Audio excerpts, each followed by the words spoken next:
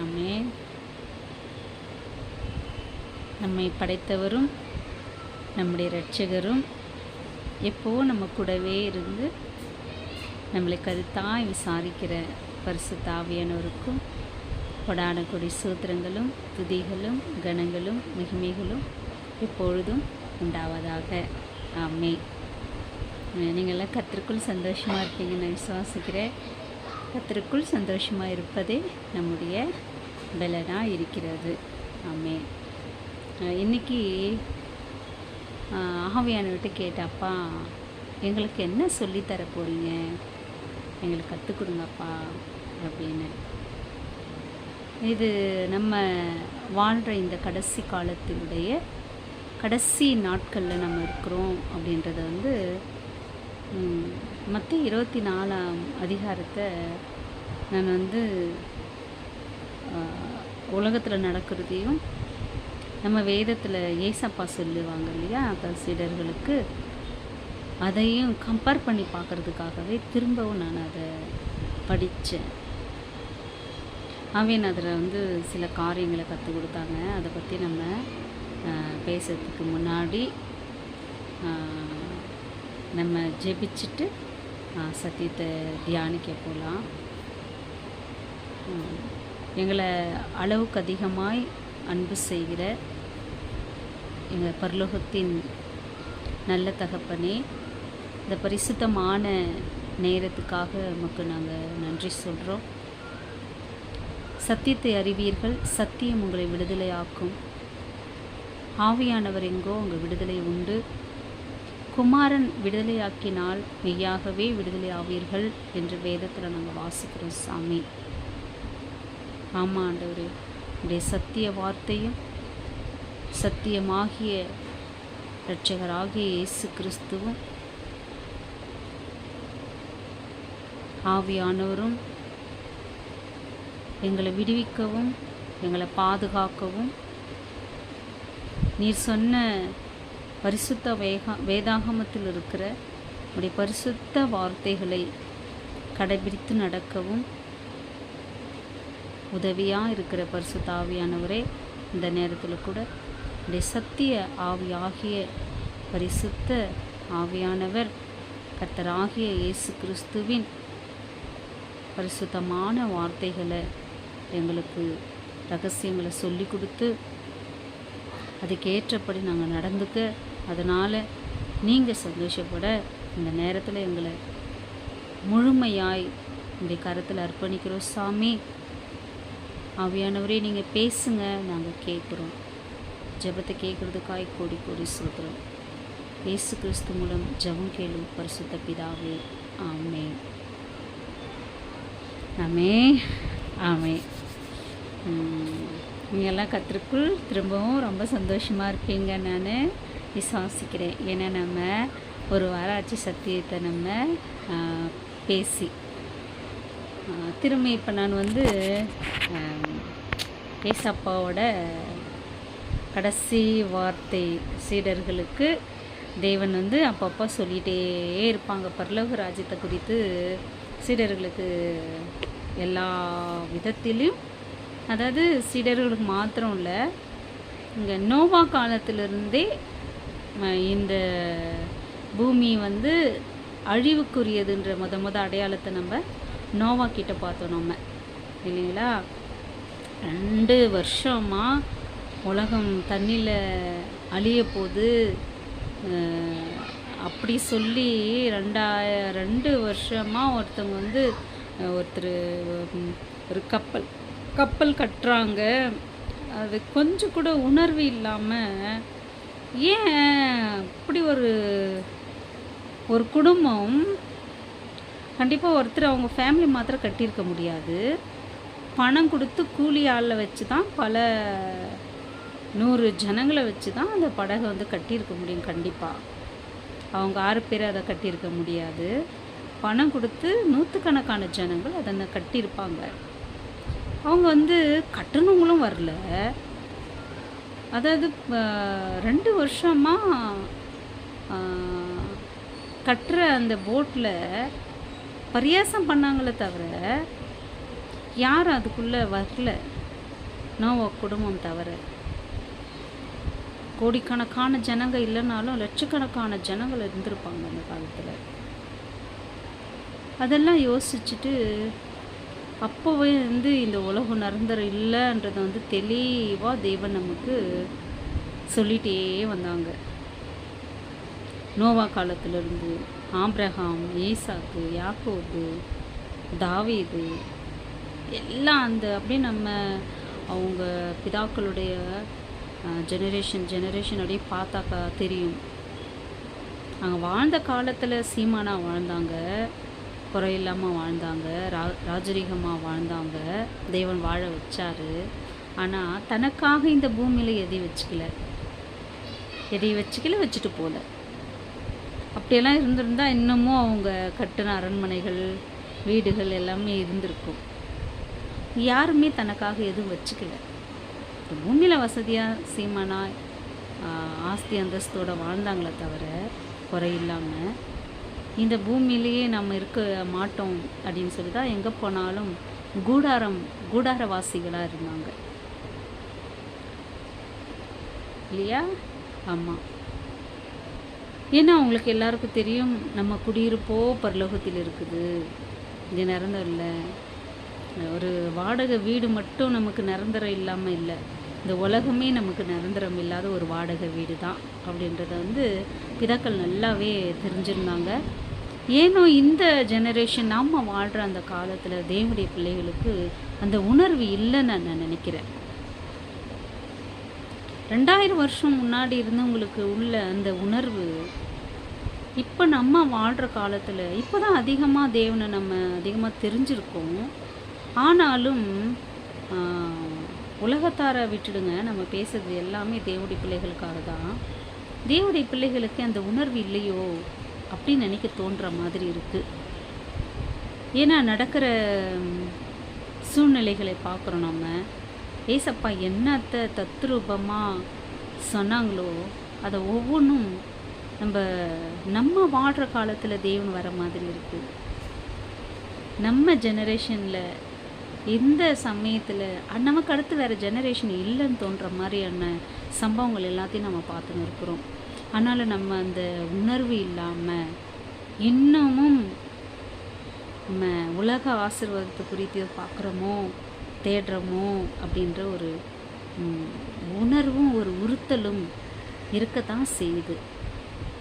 இதை நான் வாசிச்சுட்டு இருக்கும்போது திரும்பவும் மத்தேயு 24ஆம் அதிகாரத்தை நம்ம வாசிக்கணும் அப்படின்னு சொல்லிட்டு வாசித்தேன்.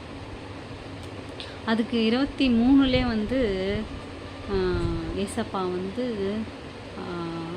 வேதபாரகர் பரிசேயர் கொடுத்து அவங்களுக்கு அங்கே சில காரியங்களை சொல்லுவாங்க. ஏன்னா 23 படிச்சுட்டு போனால் 24 நமக்கு நல்லா அது விளங்கும், புரியும். அது அந்த இடத்துல பார்த்தாக்கா தேவாலயத்தில் வேதபாரகரையும் பரிசேயரையும் மாயக்காரரே உங்களுக்கு ஐயோ, மாயக்காரரே உங்களுக்கு ஐயோ, மாயக்காரரே உங்களுக்கு ஐயோ அப்படியே திரும்ப திரும்ப திரும்ப அவங்கள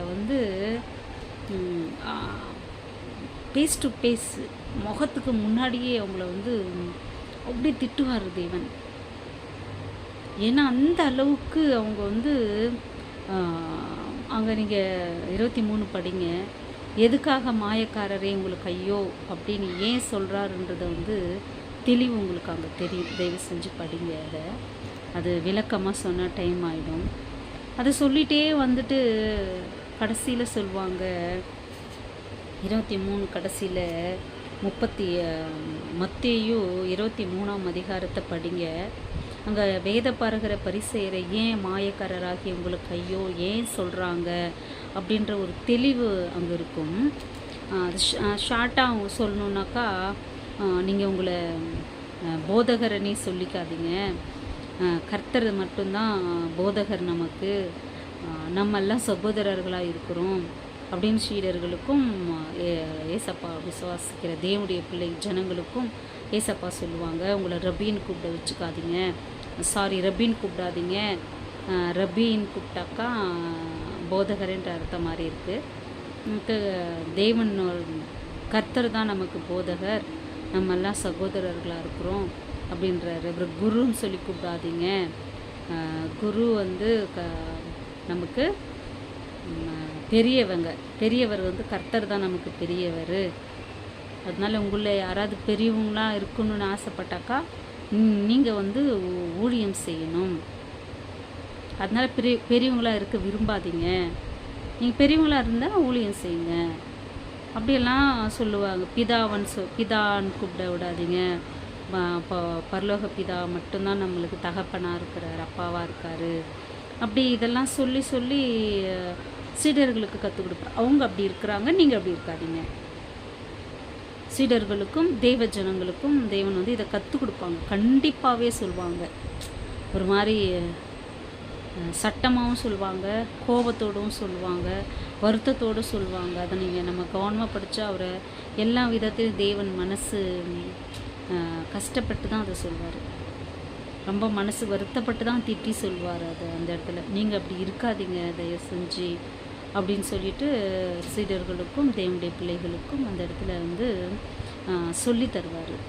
சொல்லுனது மாத்திரம் இல்லாமல் இது கோழி தன் குஞ்சுகளை தன் சிறகு கீழே கூட்டி சேர்த்துக்கிற மாதிரி நான் எத்தனையோ வாட்டி நான் உங்களை வந்து சேர்த்துக்க ஆசைப்பட்டேன்.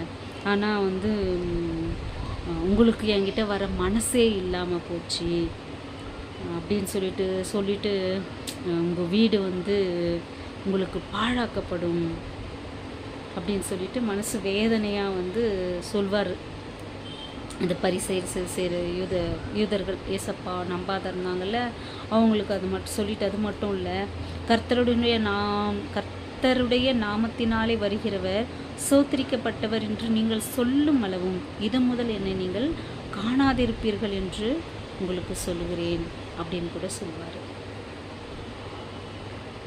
அவங்க ஒரு மாதிரி எவ்வளோதான் லாஸ்ட் உச்சக்கட்டம் வரலையும் தன்னை வந்து அவங்களுக்கு வெளிப்படுத்துகிறாரு. வேதத்தில் எழுதப்பட்டிருக்கிறவர் நான் தான் அப்படின்றத எந்தெந்த விதத்துலலாம் அவங்கள சொல்லி நம்ப வைக்கணுமோ அப்படிலாம் பார்க்குவார். அது வந்து அவங்க அந்த கடைசி வரலையும் ஒரு கூட்டம் அவங்கள ஏற்றுக்காது. அவங்க யாருன்னா வேதப்பாரகர், பரிசேயர். அவங்களாம் ரொம்ப வேதத்தை அறிஞ்சவங்க, வேதம் அறியாதவங்க, ஏழைகள், அவங்கெல்லாம் கூட தேவனை வந்து ஏற்றுக்கிட்டாங்க. ஆனால் வேதத்தை படித்து அதில் சின்னது கூட விடாமல் ஃபாலோ பண்ணுறவங்க வந்து வேதத்தில் குறிக்கப்பட்டவர் இவர் தான்றதை வந்து தெரிஞ்சுக்கல. அது அவருக்கு அந்த ஒரு எல்லாத்தையும் ஒரு கடுகுலேருந்து ஒரு சீரகம் வெந்தயத்துலேருந்து தசமா பாகம் கொடுக்குன்ற வரலையும் உங்களுக்கு தெரியுது. வெளியில் போனால் காலை கழுவணும், திரும்ப வந்தால் கையை கழுவணும், இப்படி தான் உட்காந்து சாப்பிட்ணும், இந்த பக்கம் தான் திரும்பி சாப்பிட்ணும், எல்லாத்தையும் பார்க்குறீங்கல்ல நீங்கள். எல்லாம் அவ்வளோ தெரிஞ்சு வச்சுக்கிறீங்கல்ல. என்னை பற்றி எழுதியிருக்குது, அதையே நான் உங்கள் கண்ணு முன்னாடி நீங்கள் பார்க்குறீங்களே, உங்களுக்கு தெரியலையே என்ன அப்படின்ற ஒரு வருத்தம் அவருக்கு வந்து கண்டிப்பாக இருந்தது சப்பாவுக்கு. அதை நம்ம படித்தாக்கா தெரியும். நான் வந்து இது படிக்கும்போது எத்தனையோ தடவை கோழி தன் குஞ்சுகளை தன் சிறகுகளை சேர்க்குற மாதிரி உங்களை சேர்த்துக்கணும்னு ஆசைப்பட்டேன். ஆனால் நீங்களோ உங்களுக்கு மனசு இல்லை அப்படின்னு சொன்னதை என் கண் கூட அந்த கோழி தன் குஞ்சுகளை ஆனால் இதனால இல்லை, நான் பார்த்ததுனால. இந்த வசனம் எப்போ படித்தாலும் அந்த என் கண்ணு முன்னாடி அந்த காட்சி தெரியும். என் கண்ணு கூட நான் பார்த்தது அது.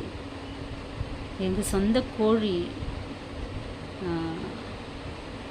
எங்கள் அப்பா எனக்கு முட்டை எல்லாம் எடுத்து வைப்பாங்க. ஒரு 25 முட்டை 30 முட்டை அப்படி எடுத்து வச்சு வைப்பாங்க.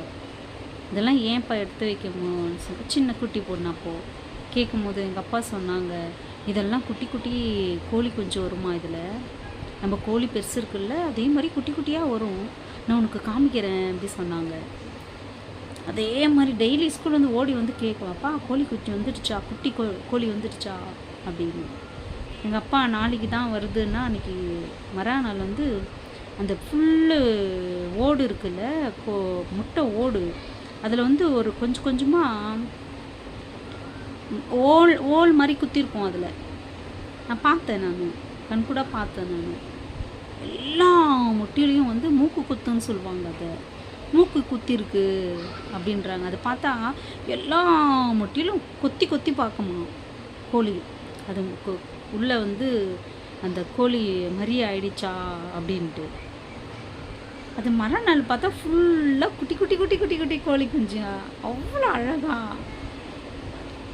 அது என் கண் கூட நான் பார்த்துருக்கேன். நான் அது ஒரு டைம் ஹோம்ஒர்க் உட்காந்து எழுதின்னு பார்த்துன்னுக்குறேன். அந்த ஆசையாக அதை பார்த்துன்னு அந்த குட்டி குட்டி சின்ன சின்ன கோழிங்களை பார்த்து ஆசையாக பார்த்துன்னுக்குறேன். நான் நேற்று தான் முட்டையாக இருந்துச்சு, இன்றைக்கி பார்த்தா குட்டி குட்டியாக கோழியாக இருக்குது பாரு அப்படின்னு ஆச்சரியமாக பார்த்துன்னுக்குறேன். அந்த கோழி இற தேடின்னு இருக்கு. ஒரு மாதிரி சவுண்டு, ஒரு மாதிரி அந்த சவுண்டே வேறு மாதிரி, சவுண்டே வேறு மாதிரி கொடுத்துச்சு. ஏன் சவுண்டே ஒரு மாதிரி வேறு மாதிரி இருக்கே அப்படின்னு பார்த்தா இதில் ஒரு என்ன ஒரு ஆச்சரியம். அந்த சவுண்டு அப்படி கொடுத்த உடனே அந்த கோழி குஞ்சுங்க எங்கெல்லாம் இருக்கோ அந்த கோழி குஞ்செல்லாம் ஓடி குடு குடு குடுன்னு உடைந்துடுச்சு அவங்க அம்மா கிட்ட வந்து. இது 2 ரக்கையும் இப்படி தூக்குது 2 பக்கமும். அது 2 பக்கமும் அந்த கோழி குஞ்சுங்க இந்த பக்கம் பாதி இந்த பக்கம் பாதி பாதி பாதியாக நின்றுக்குச்சுங்க. அந்த கோழி தாங்க அவங்க சிறகுல அப்படியே அந்த கோழி குஞ்சு மூடிக்குச்சு.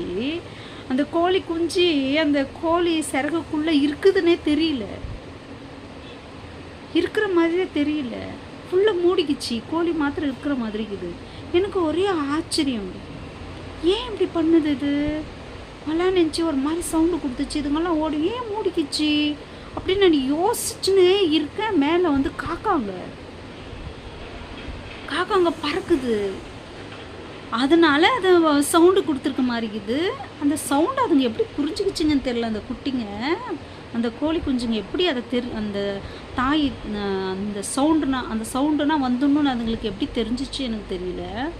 வந்து ஃபுல்லாக பாதி ரெக்க அப்படி தூக்குது, ரெக்கையே உள்ளே வந்துடுச்சு, மூடிக்குச்சு. ஒரு கோழி குஞ்சு கூட அது உள்ளே மூடிக்கிறது தெரியல, கோழியாக நிற்கிற மாதிரி தான் இருக்குது. என் கண் கூட நான் அதை பார்த்தேன். இந்த வசனத்தை எப்போல்லாம் நான் படிக்கிறேனோ அப்போல்லாம் அந்த ஞாபகம் எனக்கு வரும். அப்போ தான் அதை எனக்கு நல்லா புரிஞ்சுது, தேவன் பேசுறது எதுக்காக பேசுகிறாங்க, இந்த வார்த்தையை சொன்னாங்கன்றது வந்து நல்லா எனக்கு புரிஞ்சுது. என்னை கண்ணில் அதை பார்த்ததுனால அதை தான் தேவன் சொல்கிறாங்க, கோழி தன் குஞ்சுகளை தன் சிறகுக்குள்ளே மூடிக்கணுன்ட்டு எவ்வளோ தடவை நான் மனதாக இருந்தேன், உங்களுக்கோ என்கிட்ட வர மனதில்லை. அப்படின்னா ஆபத்து வரப்போகுது, கண்ணி வரப்போகுது, உங்களுக்கு பாழாக்கப்பட போகிறீங்க, என்கிட்ட வந்துடுங்க அப்படின்னு சொல்லிட்டு தெய்வம் கூப்பிட்ருக்காரு. ஆனால் உங்களுக்கு அந்த தெய்வ சத்தத்தை கேட்க காதம் மந்தமாயிடுச்சு. எதுக்கு அந்த சவுண்டு இந்த கோழி குஞ்சு கொடுத்தது அப்படின்னு நான் இதை வேதத்தை படித்து தெரிஞ்சுக்கினேன். தேவன் நமக்கு எச்சரிக்கிறதுக்கோ எந்தக்கு சத்தம் சொல்கிறாரோ அந்த சத்தத்தை எந்த சத்தம் அது நான் தெய்வம் கொடுக்குற சத்தம் எதுக்காக? எச்சரிப்புக்கா, உற்சாகத்துக்கா, ஏதாவது செய்ய சொல்லி என்ன சத்தம் எப்படி தெரியும்? அந்த ஒரு தாயினுடைய சவுண்டு பிள்ளைகளுக்கு தெரிஞ்சால் மட்டும்தான் இது நம்ம அப்பா பேசுகிறாங்க, நம்ம அம்மா பேசுகிறாங்கன்றது நமக்கு தெரியும். வேறு யாரோ பேசுனா நம்ம கேட்போமா? நம்மளோட பேசாதவங்க, நம்ம அவங்களோட க்ளோஸாக இல்லாதவங்கெல்லாம் பேசினா நம்மளுக்கு அது கேட்குமா? கேட்காது. இப்போ நம்ம கர்த்தருக்குள்ளாக எந்த அளவுக்கு நெருக்கமாக இருக்கிறோமோ அப்போ தான் தேவன் பேசினா மட்டும் இல்லை, அவர் உணர்ந்தால் கூட நம்மளுக்கு அந்த உணர்வு வரும்.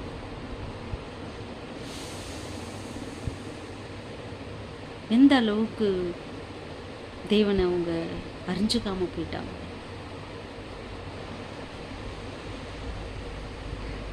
உங்கள் வீடு உங்களுக்கு பாழாக்கப்படும் அப்படின்னு சொல்கிறார். ஏன்னா நீங்கள் கர்த்தரால் அழைக்கப்பட்டவர், கர்த்தருடைய நாமத்தினால தான் வந்தவர், சோத்திரிக்கப்பட்டவர் நீங்கள் சொல்கிற வரையும் என்னை நீங்கள் பார்க்க மாட்டீங்க அப்படின்னு சொன்னார். அதே மாதிரி தான் ஆச்சு. அதுதான் நம்ம கண்டினியூவாக 24ஆம் அதிகாரத்தை இதை நீங்கள் மனசில் வச்சுக்கணும். 23ஆம் அதிகாரத்தில் தயவு செஞ்சு படிங்க. மத்தேயு 23ஆம் அதிகாரத்தை படிச்சுட்டு 24 படிங்க. அப்போ நம்ம ஏன் தெய்வம் அப்படி சொன்னாங்க அப்படி நமக்கு நல்லா புரியும். நம்மளும் எப்படி இருக்கணுன்றது நல்லா நமக்கு ஆவியானவர் நமக்கு கற்றுத் தருவாங்க. அப்போ வந்து 24ஆம் அதிகாரத்தில் இதை சொல்லிட்டு வந்து 24ஆம் அதிகாரத்தில் உட்கார்றாங்க. சீடர்கள் வந்து சொல்கிறாங்க, தேவாலயத்தை பாருங்கள் போதகரே, என்ன ஒரு பிரம்மாண்டமாக, என்ன ஒரு அழகாக இந்த ஆலயத்தை கட்டியிருக்கிறாங்கல்ல அப்படின்ட்டு பர்டிகுலராக தேவாலயத்தை பார்த்து வந்து சீடர்கள் வந்து சொல்கிறாங்க. இது வந்து நம்ம வேதத்தில் பார்க்குறோம். இன்ச்சு பை இன்ச்சாக எப்படி கட்டணும், வகை என்ன, எவ்வளோ அகலம், நீளம், உயரம், அது அப்படி படிக்கும்போது ஆச்சரியமாக இருக்கும். இப்படி கூட கட்டுவாங்களா ஒரு ஆலயத்தை அப்படின்னு. விலை உயர்ந்த கற்கள், விலை உயர்ந்த மரங்கள், சாமான்கள், அதுக்கு ஈக்குவலாக வந்து பொண்ணு, சுத்த பொண்ணாமா, பொண்ணு சுத்த பொண்ணு, தங்கம் சுத்த தங்கம், அது ஈக்குவலாகவே தங்கத்தை போட்டிருக்காங்க. விலை உயர்ந்த கற்கள் மரங்களுக்கு, அது விலை உயர்ந்த இந்த பொண்ணுக்கு நிகரான கற்கள் எப்போது 2000 வருஷத்துக்கு முன்னாடியே அந்த மாதிரி கட்டியிருக்காங்க. ஈக்குவலாக தங்கமும் அதுக்கு ஈக்குவலாகவே சரியாக என்னெல்லாம் கட்டுறதுக்கு தேவைப்படுமோ அதுக்கு ஈக்குவலாகவே தங்கத்தையும் சேர்த்து தான் அந்த ஆலயத்தை கட்டியிருக்காங்க. அவ்வளோ பிரம்மாண்டமான ஆலயத்தை கட்ட சொன்னவரே தேவன் தான். அவர்கிட்டே வந்து காமிக்கிறாங்க, பாருங்கள் என்ன மாதிரி கட்டியிருக்காங்கன்னு. உடனே என்ன சொல்கிறாரு, ஏசப்பா பாருங்க இவ்வளோ அழகாக இதை கட்டியிருக்கோம் அப்படின்னு சொன்னவங்கிட்ட என்ன சொல்கிறாரு, எல்லாம் அவ்வளோ பெருமைப்பட்டு பேசுகிறீங்க, எல்லாம் இடிஞ்சு விழுன்னு கூட சொல்லலை. ஒரு கல் மேலே ஒரு கல் இல்லாமல் எல்லாம் இடிஞ்சு விழுன்றாரு. எப்படி இருந்திருக்கும் சீடர்களுக்கு, அவங்களுக்கு எப்படி இருந்துச்சு, எனக்கு இருந்துச்சு அது மாதிரி. அதை நம்ம படித்தோம், எப்படி அதை கட்டினாங்க, எத்தனை வருஷம் கட்டினாங்க. நம்ம இந்தியாவிலேருந்து கூட அநேக வந்து விலை உயர்ந்த கற்கள் மரங்கள் எல்லாம் போயிருக்கு. உலகமே உலகத்திலிருந்து விலை உயர்ந்த பொருட்காட எந்த நாடு கொடுக்காத நாடு இல்லை அந்த ஆலயத்து கட்ட. அதான் மாதிரி மகிமை நிறைந்த பிரம்மாண்டமான இன்றைக்கி இருந்திருந்தால் உலக இதில் ஒன்றா இருந்திருக்கும், உலக அதிசயத்தில் ஒன்றா எருசலேமில் ஆலயம் இருந்திருக்கும். அதை பார்த்து சர்வசாதாரணமாக சொல்கிறார் தேவன், ஒரு கல் மேலே ஒரு கல் இல்லாமல் எல்லாம் இடிஞ்சு போயிடும் அப்படின்னு சொல்கிறாரு. கண்டிப்பாக சீடர்களுக்குள்ள நிறைய பேர் கோவப்பட்டிருப்பாங்க, சில பேர் வருத்தப்பட்டிருப்பாங்க, சில பேர் வந்து துக்கப்பட்டிருப்பாங்க. கண்டிப்பாக சாதாரணமாக இல்லை அந்த ஆலயம். ஒரு கல் மேலே அது சான்ஸே கிடையாது, அதெல்லாம் அது மாதிரிலாம் உடைய சான்ஸே கிடையாது. அது அவரும் தேவனுடைய வாயிலேருந்து வர்றதை கேட்டு கண்டிப்பாக கோவப்பட்டிருப்பாங்க, வருத்தப்பட்டிருப்பாங்க, சோகமாக இருப்பாங்க. எனக்கெல்லாம் கஷ்டமாச்சு ரொம்ப. நம்மளுக்கே அப்படி இருந்தனா தேவன் மனசு எவ்வளோ வேதனை இருந்திருக்கும் இல்லையா. அது வேதனைப்பட்டு தான் அதை சொல்லியிருப்பார் தேவன். ஏன்னா ஆதியிலிருந்தே தேவன் எகிப்திலிருந்து ஜனங்களை கூட்டின்னு வரப்போவிந்தே சொல்வார், இதை செய்யணும், நீங்கள் இதை செய்யலை, உங்கள் தேசத்தில் யாரெல்லாம் அடிமையாக உங்களுக்கு வேலை செய்ய இருக்கிறாங்களோ அவங்களுக்கு அடிமையாக நீங்கள் போயிடுவீங்க அப்படி சொல்வார். அதே மாதிரி அவங்க செய்வாங்க, தேவனை மீறி செய்வாங்க. அதே மாதிரி தான் வீட்டில் வேலைக்காரனாக இருந்தவங்கிட்ட இவங்க வேலைக்காரன் ஆகிடுவாங்க. யாரெல்லாம் போயிட்டு அந்நிய தேசத்தில் இவங்க போய் ஆளுமை செய்வாங்களோ இதை செய்யணும், இந்த கட்டளையை கடைப்பிடிக்கலைனாக்கா நீ அந்நிய ஜாதி வந்து இன்னும் ஆளுகை செய்கிற மாதிரி பண்ணுவேன்னு சொல்வார். அதே மாதிரி கட்டளை மீடுவாங்க. அதே மாதிரி வந்து அந்நியர் வந்து இவங்களை ஆளுற மாதிரி செய்வார்.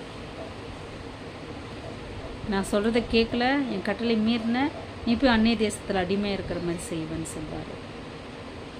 சொல்லும் போது தன்னை தாழ்த்துவாங்க, அப்புறமா ஒரு கட்டளை மீறி நடப்பாங்க, திரும்ப வந்து போயிட்டு மற்ற தேசத்தில் அடிமையாக இருப்பாங்க. தேவன் வந்து சொல்லி சொல்லி சொல்லி சொல்லி சொல்லி இதை செஞ்சினா நீ இப்படி இருப்ப, நீ இதை செய்யலைன்னா இது உனக்கு தண்டனை கிடைக்கும். இதை வந்து திரும்ப திரும்ப சொல்லி சொல்லி சொல்லி தான் அவங்கள வந்து இஸ்ரவேலரை தேவன் வழி நடத்தினார். ஆதி ஆகமத்துலேருந்து வெளிப்படுத்தல் வரலும் எழுதியிருக்கிறது ஃபுல்லும் இஸ்ரேலை பற்றி தான் இருக்கும். அதில் வந்து கடைசி நம்மளை நினச்சி நமக்காகவும் அந்த இடத்துல சில காரியங்களை புறஜாதியாருக்கு அவங்க இழந்ததுனால அந்த ரட்சிப்பு நமக்கு கிடைச்சிது. ஆனாலும் தேவன் இஸ்ரேலை கைவிட மாட்டார். கண்டிப்பாக அவங்களுக்காக தேவன் ஒரு மகிமையான நம்ம பார்த்த அந்த ரட்சிப்பை கண்டிப்பாக அவங்களும் கண்டிப்பாக பார்ப்பாங்க. அவங்களும் கர்த்தருக்கு ஸ்தோத்திரம். அதுக்காக ஏன் நான் சொல்ல வரேன்னா, ஆதியிலிருந்தே தேவன் வந்து முன்னாடியே இது நடக்கும், இது நீங்கள் கட்டளை கொடுப்பாரு, நீங்கள் கட்டளை ஃபாலோ பண்ணலைன்னா இந்த தண்டனை நான் கொடுப்பேன் அப்படின்னு முன்னாடியே சொல்லிடுவார். அவங்க துணிகரமாக அதை மீறுவாங்க, அப்போ தான் அது நடக்கும். இது மாதிரி தான் நம்ம வந்து வேதத்தில் முழுசாக பார்த்துட்டே வரலாம், திரும்ப திரும்ப திரும்ப. அதை மாதிரி தான் தேவாலயத்தில் இடிக்கப்பட்டதும் ஏசப்பா சிலுவையில் அறியும் போது இந்த இரத்தப்பழி, குற்றமில்லாத ரத்தத்தை நான் வந்து கையை கழுவுறாரு, கையை கழுவுவாங்க. லாத்து என்ன சொல்லுவாங்க, ஓ ரத்தப்பழி என் மேலே என் பிள்ளைங்க மேலே இருக்கட்டும். அதுதான் வந்தது அவங்களுக்கு. 60 லட்சம் யூதர்கள் கொடுமையாக கொல்லப்பட்டாங்க, உலகம் முழுது சிதறடிக்கப்பட்டாங்க. அந்த சாபம் பாழாக்கப்பட்டுச்சு. தேசப்பா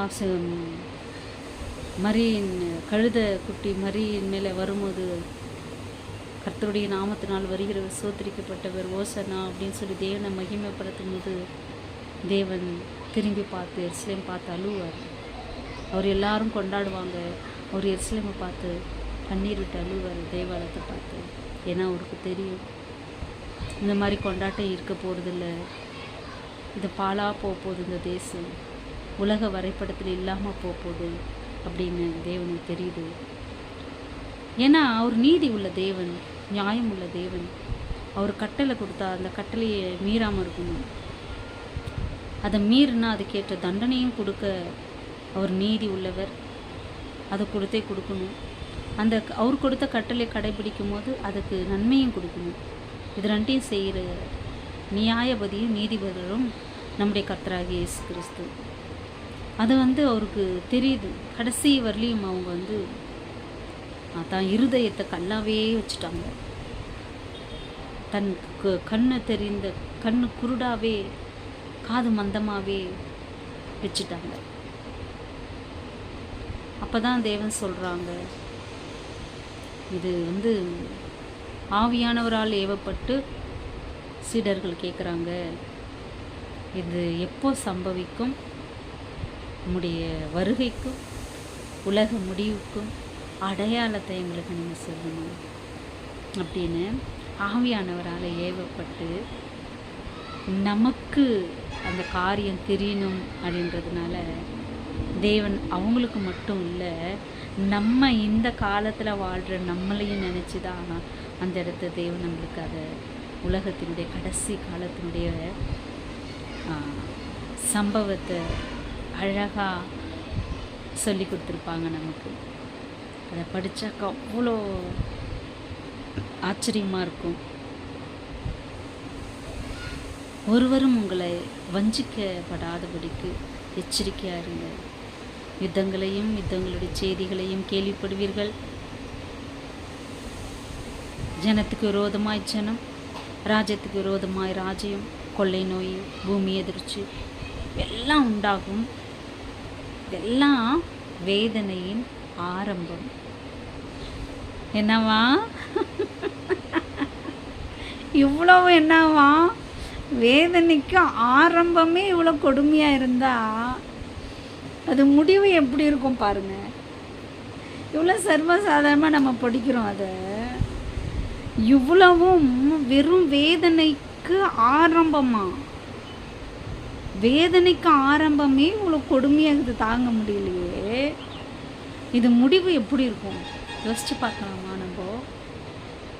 முடிவு உடனே வராது. இது வேதனை ஆரம்பம்தான், முடிவு உடனே வராது.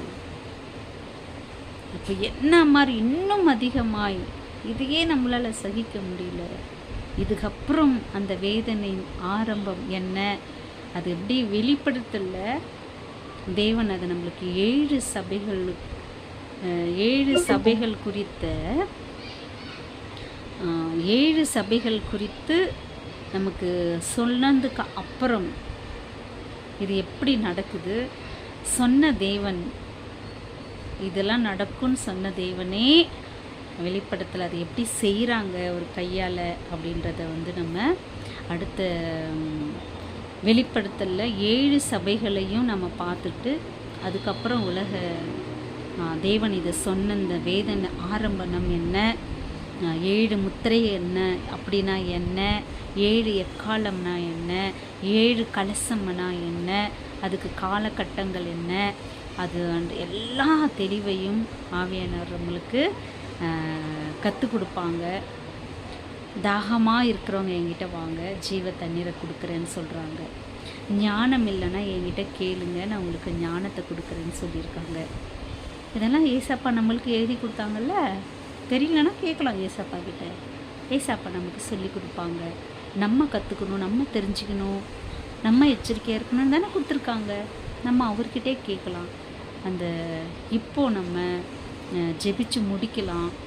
அடுத்த முறையிலேருந்து 7 சபைகளை குறித்து ஒன்றா நம்ம பார்த்து தேவனுடைய நம்ம தேவன், நம்ம ஆராதிக்கிற தேவன் எவ்வளோ மகத்துவம் உள்ளவர், எவ்வளோ பயத்துக்கும் பராக்கிரமத்துக்கும் நடுக்கத்துக்கும் உரியவர்ன்றதை வந்து நம்ம தெரிஞ்சுக்கலாம். இந்த தேவன் சொன்ன ஒன்று முடிஞ்சு போச்சு, இது எப்போ சம்பவிக்கும்னு சொல்லி கேட்டாங்க இல்லையா, அது தேவன் சொன்ன மாதிரி ஒரு கல் மேலே ஒரு கல் இல்லாமல் எல்லாமே இடிபட்டு இந்த நாள் நம்ம கண்ணு பார்க்குது. இன்றைக்கி சண்டை வந்துன்னுக்கிறது இஸ்ரேல் அதுக்காகத்தான். நம்ம கண்ணு பார்க்குது. பாலஸ்தீனா இஸ்ரேல் சண்டைன்னு இருந்தாலும் அதுக்கு பின்புறமான இருக்கிற ரகசியமும் ஒன்று, அந்த ரகசியத்தில் ஒன்று அந்த ஆலயத்தை குறித்தும் தான். இன்றைக்கி நம்ம கண்ணு பார்க்குது. தேவன் சொன்னது ஒரு கல் மேலே ஒரு கல் இல்லாமல் இடிக்கப்பட்டு போகும், அது எப்போ சம்பவிக்கும்னு சொன்னாங்க. அது முடிஞ்சிடுச்சு. இன்ன வரலையும் கட்டப்படாமல் அப்படியே கிடக்கு. அது கட்டப்படும்னு சொல்கிறாங்க. அதெல்லாம் நமக்கு தேவையில்லை. நம்ம தான் தேவனுடைய ஆலயம். நமக்கு பலி கிடையாது, இனிமேல் பலி கிடையாது, இனிமேல் நமக்கு அதை மாதிரி சடங்காச்சாரம் எதுவும் நமக்கு கிடையாது. நம்ம தேவன் அதெல்லாம் செஞ்சு முடிச்சிட்டாங்க. ஏசப்பா நியாய பிரமாணத்தில் இருக்கிற எல்லா பலிகளையும் எல்லா காரியங்களையும் நமக்காக செஞ்சு முடிச்சிட்டாங்க. நம்ம தான் இப்போது அவர் தங்குற ஆலயமாக இருக்கிறோம். இனி ஒரு நாட்களில் இது எப்போ நடக்கும், உங்கள் வருகைக்கும் உலக முடிவுக்கும் அடையாளம் என்ன அப்படின்னு சொன்னதெல்லாம் நம்ம கண்ணு பார்க்குது, காது கேட்குது. அதை நம்ம வெளிப்படுத்தலோடு சேர்த்து பார்த்தாக்கா அது நம்மளுக்கு ரொம்ப அழகாக புரியும். நம்ம எதை குறித்தும் பயப்பட மாட்டோம், கலங்க மாட்டோம். தைரியமாக சந்தோஷமாக இருப்போம், ஆசையாக இருப்போம் ஏசப்பா வருகைக்காக. இன்னும் சந்தோஷமாக மனமகிழ்ச்சியாக இருக்கலாம். தேவ சத்தியத்தை நம்ம அழகாக அந்த ரகசியத்தை தெரிஞ்சிக்கினா நம்ம பயப்பட மாட்டோம், ரொம்ப சந்தோஷமாக இருப்போம். அதுக்காக நம்ம ஜபத்தோடு நீங்கள் காத்துன்னு இருங்க. ஆவியானவர் நம்மக்கிட்ட என்ன பேசுகிறாங்களோ, ஆவியானவர் சொல்வதை காது உள்ளவன் கேட்க கடவன். அதனால் நமக்கெல்லாம் காது இருக்குதுல்ல, ஆவியானவர் சொல்கிறத கவனமாக கேட்கலாம், அதன்படி நடக்கலாம். ஆமென். நம்முடைய கர்த்தராகிய இயேசு கிறிஸ்துவின் கிருபையும் தேவனுடைய அன்பும் பரிசுத்தாவியானவர் ஐக்கியமும் சந்தோஷமும் சமாதானமும் நம்ம எல்லாரோடவும் ஏசப்பா வரவர்களையும் இருப்பதாக. ஆமென்.